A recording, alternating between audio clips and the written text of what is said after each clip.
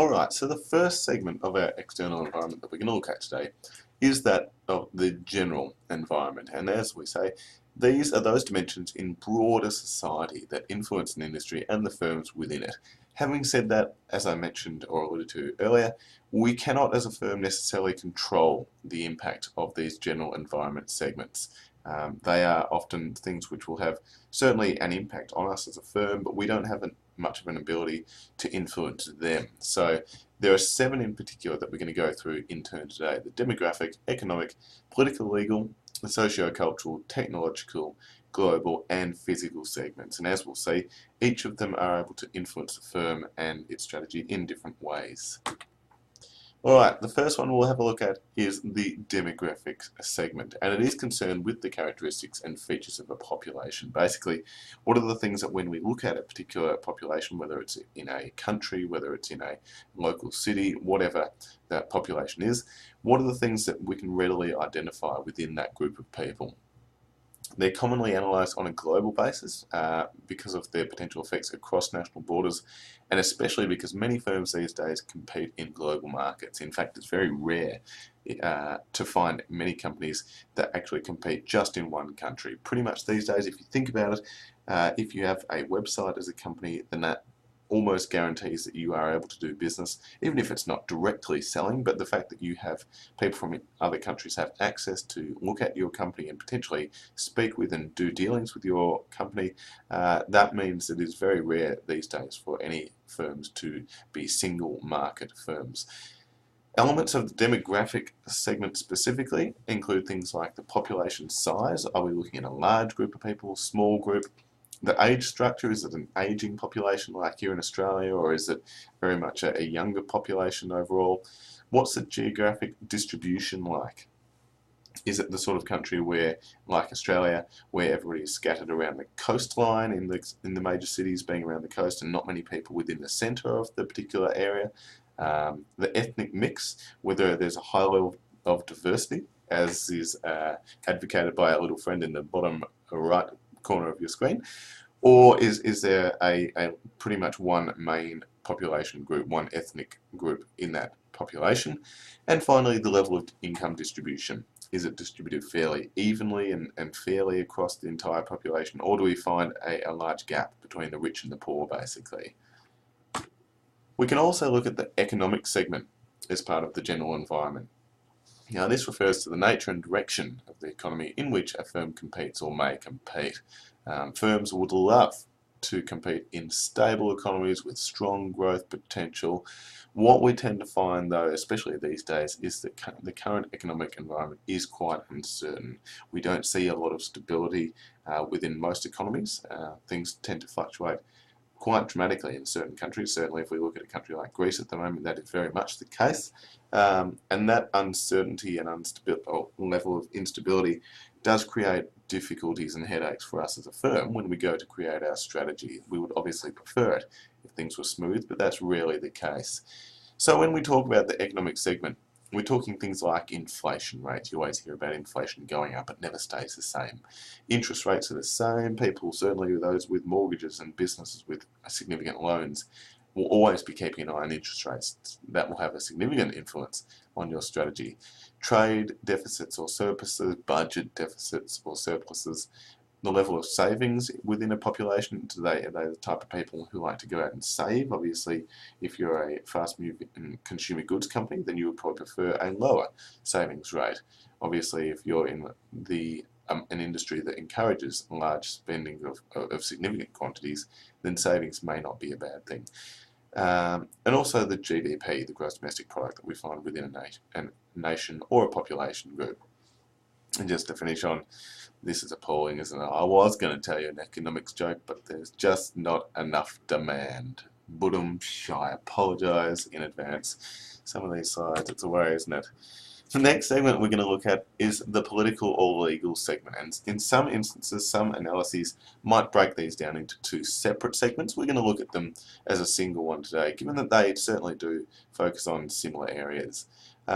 What we tend to find is that organisations compete for attention, resources and a voice, that is a say, in the overseeing the body of laws and regulations guiding interactions among nations, as well as between the firms and the local government agencies. So when we look at this political legal segment, it's basically that level of interaction between the two parties. Commonly, we usually think of how laws implemented by the government will influence a firm, but certainly there are many instances where businesses become so powerful that they are also able to influence the government and in terms of the laws that they implement and bring in. So it's how organisations try and influence governments and understand the influence of the governments on their actions. So things like the antitrust laws, the taxation laws, deregulation philosophies, labour training laws are a big one, certainly in developing countries. The laws in terms of what the minimum standards are there will have a significant influence on your strategy, as well as the educational philosophies and policies. How important is an educated, highly skilled workforce to you as a company? If it's not such a thing, then those educational philosophies won't be a significant or factor. But certainly, if you rely on highly skilled labour, then you'll want to be moving into an environment where there are high levels of education. Alright, the socio-cultural segment is the next one that we're going to look at here, and it's concerned with a society's attitudes and cultural values. That is, what do they hold important to them as a particular culture? So things like the level of women in the workforce, is that encouraged, is it frowned upon? Different countries have different standards there. Certainly in Australia, we like to see ourselves as a population that encourages women in the workforce. But clearly, especially in high-ranking executive positions within our multinationals, we have a long way to go there still. Workforce diversity. Do we have in the particular population, is there a single type of ethnicity and culture that's predominant, or are there many different types of people within that particular company? The attitudes about the quality of life. Do people work to live or live to work? The shifts in work and career preferences, as well as preferences regarding product and service characteristics. So what is it about our society that we are working in as a firm that they hold dear, that governs their behaviour and expectations and beliefs, basically? That is the socio-cultural segment. Couple more. The technological segment is just about my favourite. This is where we're looking at the institutions and activities involved in creating new knowledge and then translating that knowledge into new outputs, products, processes and materials. And we have some excellent examples here on the right that we'll go through in a minute. So things like product innovations is obviously really important, being able to come up with new and exciting and different products and ways of creating and producing your products. New communication technologies, things like the internet, we take it for granted these days, but that has changed the face of how firms compete and certainly how their strategy is developed. The applications of knowledge and also in particular the focus of private and government supported R&D expenditures. How much of a focus is that within a particular environment? As I said before, we've got some examples, some excellent examples I would like to say, of the technological segment and how that influences firms. The picture, let's start from the bottom. That picture down the bottom of that vehicle there, that is not just a Toyota FCV, that is called the Toyota Mirai, and that is the first mass-produced hydrogen-powered car. That thing does not need any petrol. It is not a hybrid car that relies on electricity either. That runs 100% on hydrogen, which means that the only thing that comes out of its tailpipes are a few drops of water. In that sense, at least, it is a 100% sustainable fuel source. So all we need is water, basically, and that car will be able to run forever. Obviously, a very exciting innovation there. If we look at above it, that thing that looks a little bit like a weird plane is actually Virgin Galactic, that is a test run there of what is supposed to be, designed to be, the first commercial flights into outer space, so that soon we will all be, certainly if you believe Virgin, on aircraft like that one in the picture there and flying out into outer space, assuming that is, of course, that you have thousands, potentially millions of dollars to spend on the ticket to get there. Finally, my personal favourite, the picture up the top there, that man drinking something from a glass of water, that is Bill Gates, the founder and chairman of Microsoft. He is drinking not just any old thing from that glass there. That is actually, I can tell you, recycled human waste. That is feces and urine that through his company's technology, they have developed a way of recycling that so that it is apparently perfectly drinkable water. And our man Bill Gates is demonstrating this in his press conference by drinking it himself. I'm personally not so keen on drinking recycled anything, but apparently, according to, if you believe Microsoft and our man Bill Gates, it is the way forward. Certainly in terms of sustainability, it could be an important development there. The next segment we're going to look at is the global segment, and this includes relevant new global markets that emerge, existing markets that are changing, important international political events, and critical cultural and institutional characteristics that we see in global markets. So things that we're looking at here include things like important political events, critical global markets, newly industrialized countries, and different cultural and institutional attributes. The example that we've got over here on our right, as illustrated by these diagrams here, is the World War II bombing of Japan. Now clearly this was a horrific event and something which decimated not only these cities that were affected but the country overall, and continues to have some effect today. Thankfully though, there was a silver lining to those horrific images that we can see on the right. The Japanese car industry is one such industry that has benefited significantly from what was originally a catastrophic event. And the reason why that is so is because prior to World War II, Japan were small players in the automotive industry, and America were probably the primary producers of high quality vehicles at the time, back in the 40s and previously. What happened when America bombed Japan in World War II is they decimated all their factories. Pretty much any level of industrialization in those countries, the cities rather, was wiped out to a large extent.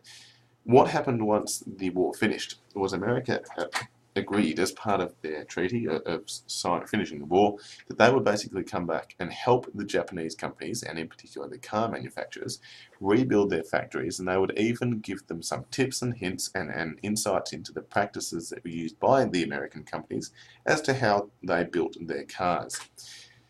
Unfortunately for the Americans, the Japanese not only took their advice and listened to all their suggestions and hints, but actually improved on them, to the point where currently in today's climate, the Japanese car manufacturers are renowned for their ability of producing low-cost, high-quality vehicles, while the American car manufacturers are now renowned for building basically pieces of junk. Cars that are not particularly high quality and certainly don't have a great reputation for reliability. So out of that very, very dark day when Japan was bombed, there is clearly, certainly from a company and firm point of view, there is a silver lining there, certainly if you're a Japanese car manufacturer. The last of our general environment segments we're going to look at is the physical environment. Now this refers to the natural environment. A lot of people get confused when they see the physical environment. They think of just broadly the general environment and get those terms confused. The physical environment, as I say, it is all about the natural environment. So potential and actual changes in the natural environment and business practices that are intended to positively respond to and deal with those changes.